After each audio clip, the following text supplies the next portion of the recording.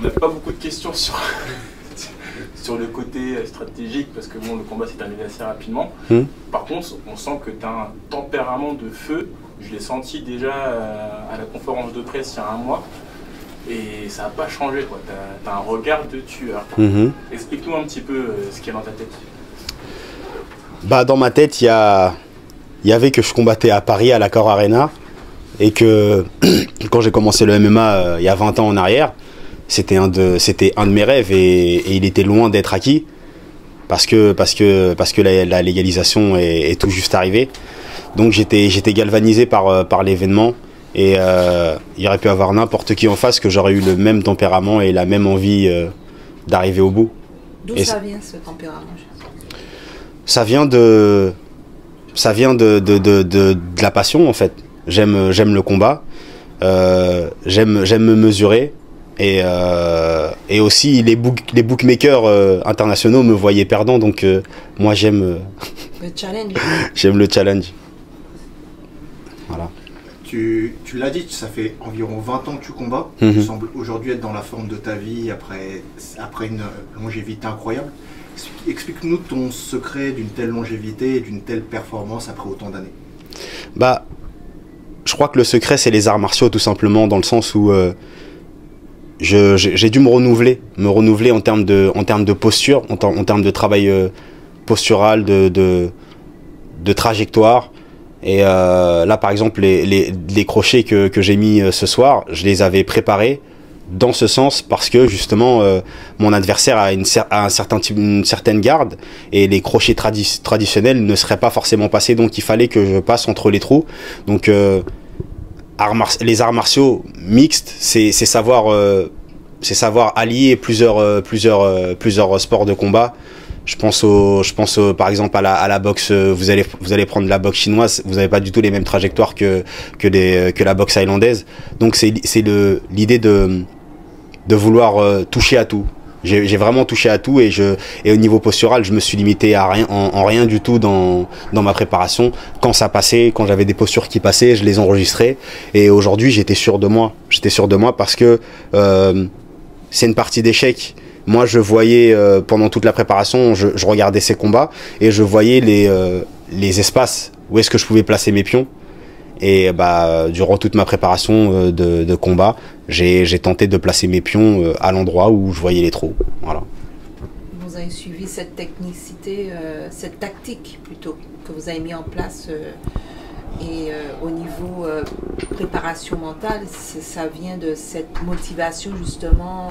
Comment vous ça vient de ce conditionnement justement. C'est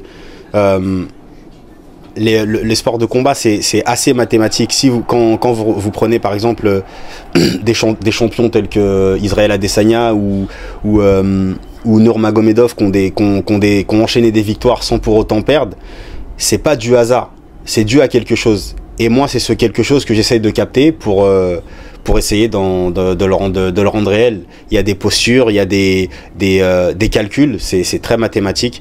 Il y a des choses à faire qui font qu'on a plus de chances d'arriver au final à garder, à conserver la victoire. Enfin, en tout cas, j'ai dit conserver parce que moi, je me voyais gagnant dès le départ, mais en tout cas, obtenir la victoire. Est-ce que c'est pas encore pire? En plus, tu es à domicile. Comment tu l'as vécu, cette pression ou pas?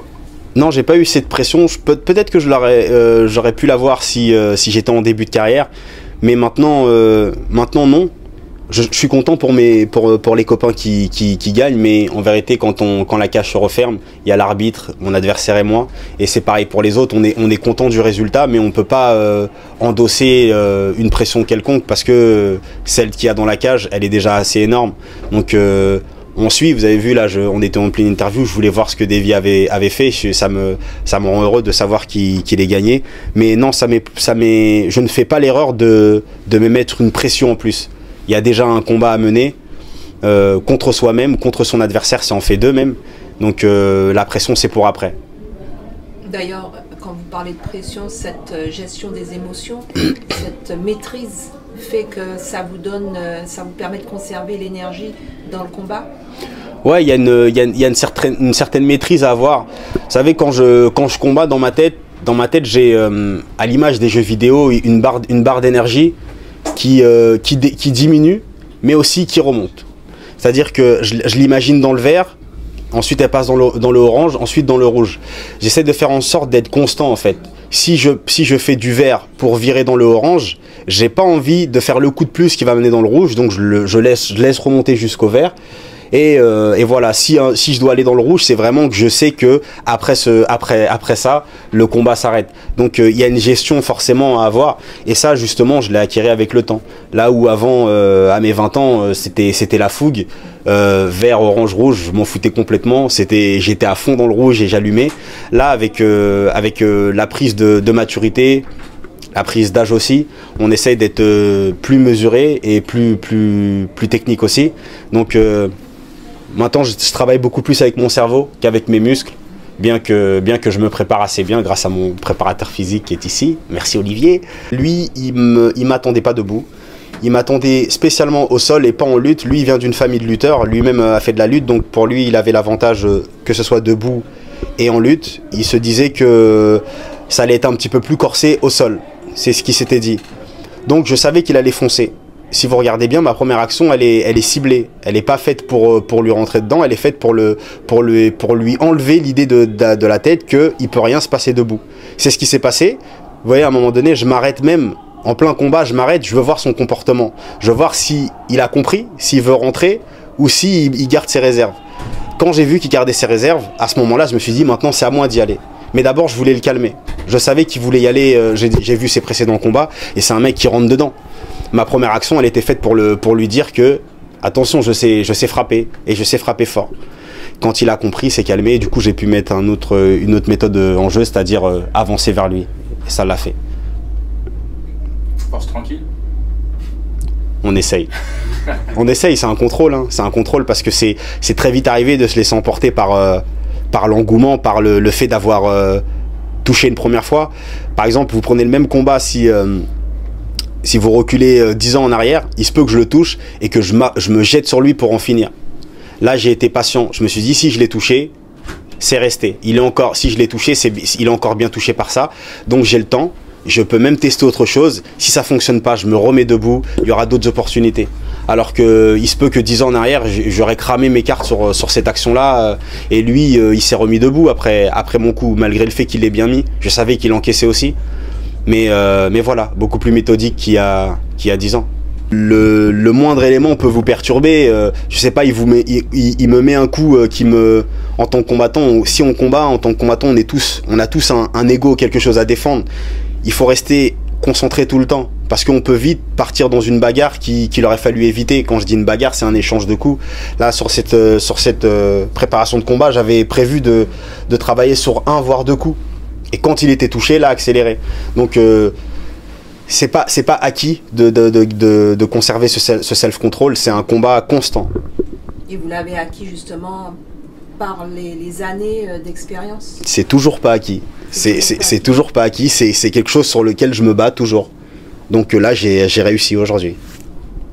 Et juste dans ton interview d'après-combat, tu parlais que du coup, comme ça fait tellement longtemps que tu combats en MMA et que pour toi c'est super que tu sois en France, à Paris à ce moment-là, que limite tu voulais un peu éduquer le public français à ce qu'est ton art et tout, avec des tutos par exemple, tout ça. Est-ce que justement tu aimerais bien montrer que par exemple la séquence que tu as à la fin, c'est pas juste de la puissance, c'est pas juste je shift et je fonce vers lui, c'est que justement je ferme la distance de manière super valide parce qu'il peut pas vraiment me contrer parce que je balaye ses mains et qu'après en plus je cible bien l'arrière de la tempe, que j'aurai des zones parfaites et de montrer justement il y a une technique et un savoir-faire derrière ça et juste d'éduquer ce processus parce que bon on a plein de kickboxers, on a plein de trucs en France mais sur le MMA on reste on va dire encore un petit peu des nouveaux et donc d'aller continuer ton chemin, d'éduquer le public. Carrément et je suis content du comportement du public français dans le sens où en amont de la légalisation du MMA, le pancras était autorisé.